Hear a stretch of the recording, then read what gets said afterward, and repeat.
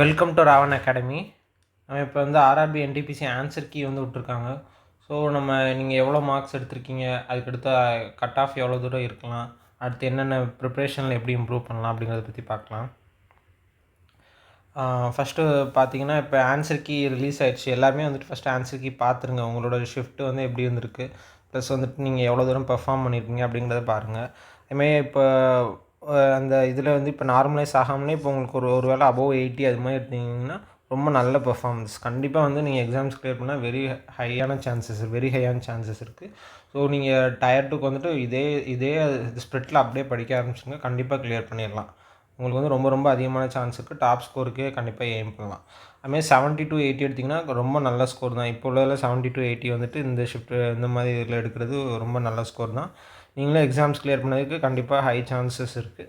So நீங்கள் இன்னுமே preparation வந்து கொஞ்சம் பூஸ்ட் பண்ணுங்கள். ஸோ என்னென்ன மிஸ்டேக்ஸ் வந்து விட்ருக்கீங்க, இன்னும் அபோவ் 80க்கு என்னென்ன எடுத்துருக்கலாம் அப்படிங்கிற மாதிரி கொஞ்சம் அனலைஸ் பண்ணுங்கள். அதுமாதிரி எல்லாத்தையுமே வந்துட்டு இப்போ கொடுத்துருக்க வந்துட்டு எல்லா ஷிஃப்ட்டையுமே முடிஞ்ச அளவுக்கு டஃப்பாக இருக்க கொஷின்ஸ் எல்லாம் சால்வ் பண்ண பார்த்துங்க. ஏன்னா இது அப்படியே கூட ரிப்பீட் ஆகலாம்.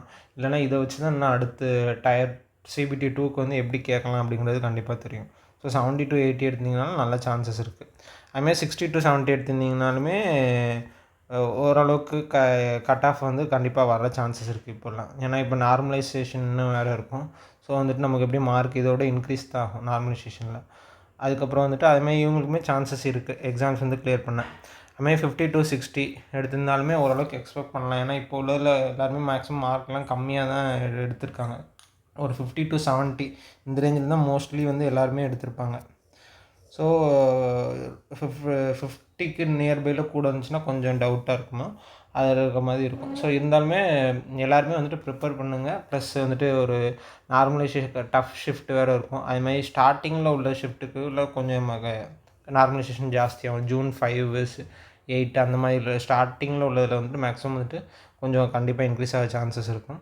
அதே மாதிரி நீங்கள் வந்துட்டு மார்க்ஸ் வந்துட்டு ஒரு வேளை 50க்கு கம்மியாக இருந்ததுன்னா பரவாயில்ல, இந்த எக்ஸாமில் உங்களால் நல்லா பண்ண முடியல.